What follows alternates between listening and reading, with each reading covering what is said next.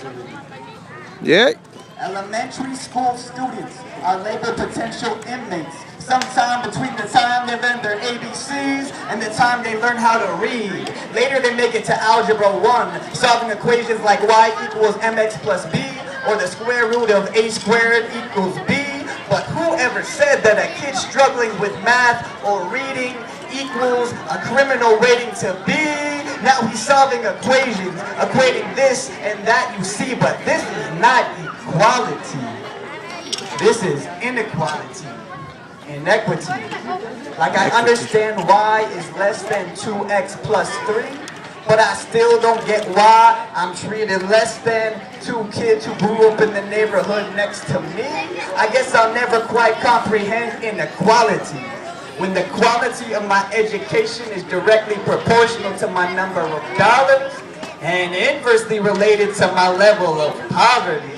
So I don't know whether they call this an education or a corporation or incarceration. I hope for the future of the youth of this nation. And yo, abolishing the SBA, ACT, and GRE is my dream. A coup d'etat of the standardized testing that finds its origins in eugenics and racism. You see, Carl Brigham, That's right, the man. founder of the SAT, argued that blacks and browns were inferior, both intellectually and genetically. But a test that wasn't an accurate test of kids' intellectual capacity, but sort of a sorting hat, sorting kids onto two tracks, to heaven or to hell, to Harvard or to hardship.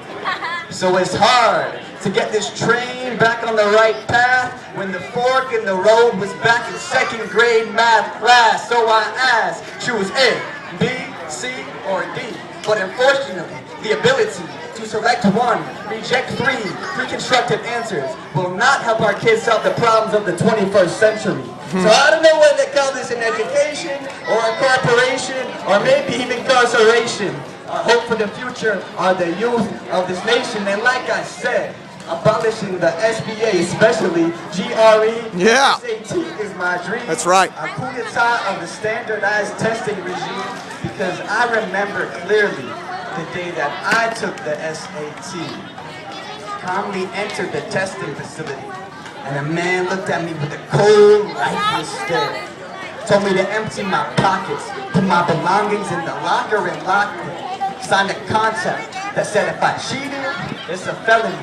Then he patted me down for communications devices concealed on my extremity. Entered the test unit. 6 columns, 6 rows, each with a half-dome security camera above your head. So with Big Brother watching my every move, I started the test. Unsure whether to call this an education or a corporation or even incarceration, because the 3 hours taking the SAT made me feel like I was spending 3 years on a felony. Yeah. And I found myself wondering, but this is how Plato and Socrates studied in ancient Greece. Huh?